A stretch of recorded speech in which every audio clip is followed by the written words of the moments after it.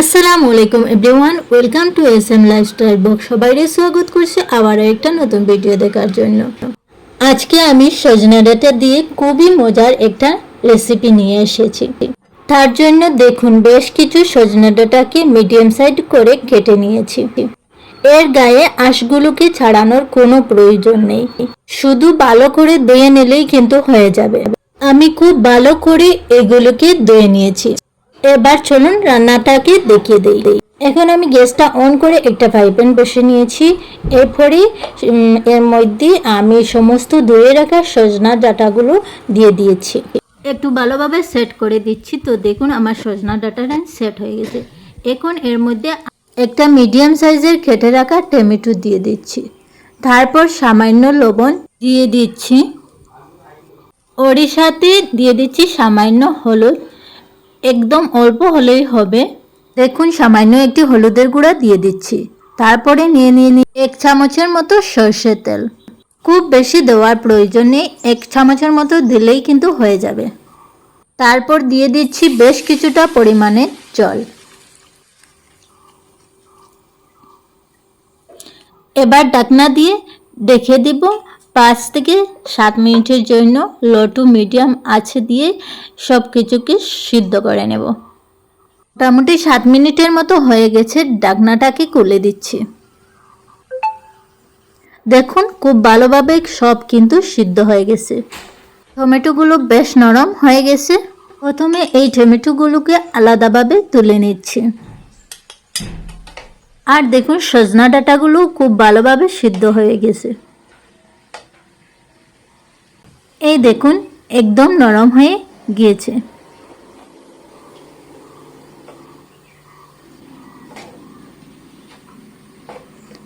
এবার এই সজনা ডাঁটাগুলিকে একটা থালার মধ্যে তুলে নিচ্ছি।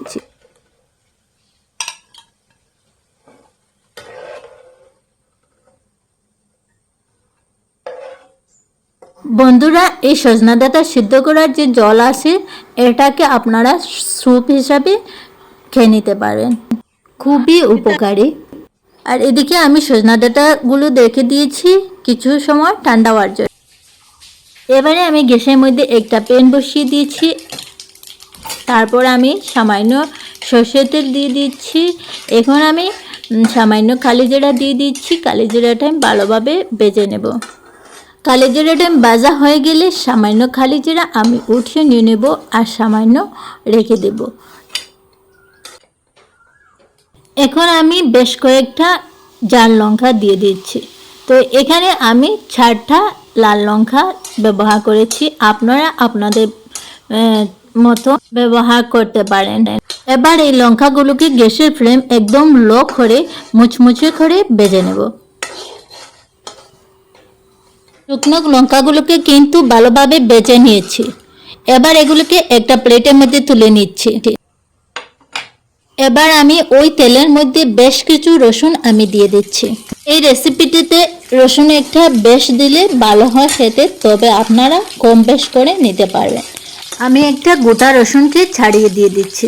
এবার এই রসুনগুলোকে বেশ একটা লালচে কালার করে ভেজে নেব, তাহলে খুব সুন্দর একটা ফ্লেভার আসবে। দেখুন রসুনগুলোকে বেশ লালচে কালার করে ভেজে নিয়েছি। ঠিক এরপরে ভেজে নেবেন, খুব ভালো লাগবে। এবার এই রসুনগুলোকে তেল থেকে তুলে নিয়েছি। তারপরে ভালো করে ঠান্ডা করে নেব। এদিকে সজনা ডাঁটাগুলোকে নিয়ে নিচ্ছি। এখন খুব ভালোভাবে ঠান্ডা হয়ে গিয়েছে। এবার একটা চামচ নিয়েছি। এইভাবে ডাঁটাগুলোকে একটু করে ভেঙে নেব। যে চামচের সাহায্যে এইভাবে একটু টানা দিলে কিন্তু সহজে এর ভেতরে শ্বাসটা বেরিয়ে আসবে। যেহেতু ভালোভাবে একটু সিদ্ধ করে নিয়েছি তাই খুব সহজে কিন্তু হয়ে যাবে। এই দেখুন বন্ধুরা, এইভাবে আপনারা করে নেবেন, খুব সহজে কিন্তু হয়ে যাবে। আর এই যে এর কষাটা আছে, মানে ডাঁটার কষাটা, এটা কিন্তু কোনো প্রয়োজন নেই, এটাকে ফেলে দেব। আবারও একটা ডাঁটা নিয়েছি, ওই একইভাবে এর ভেতরের শ্বাসটাকে বের করে নেব। খুব সহজ বন্ধুরা, খুব সহজে কিন্তু এটা হয়ে যাবে। এই দেখুন এইভাবে সবগুলো করে নেব।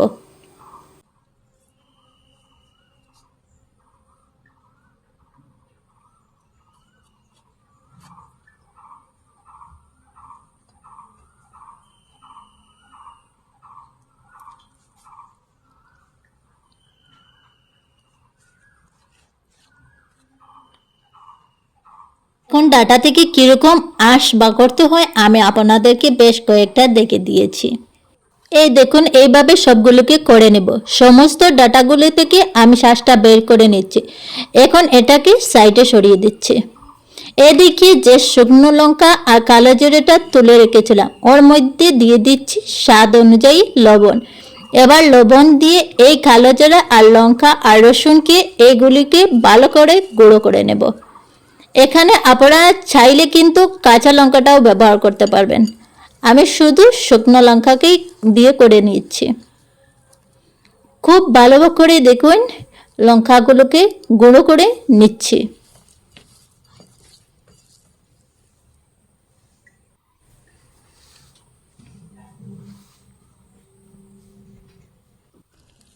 এবার আমি কেটে রাখা মিডিয়াম সাইজের একটা পেঁয়াজ দিয়ে দিচ্ছি। বন্ধুরা, আজকে আমি সজনা ডাঁটার ভর্তা তৈরি করছি, তাই পেঁয়াজটা আমি কাঁচাই ব্যবহার করলাম।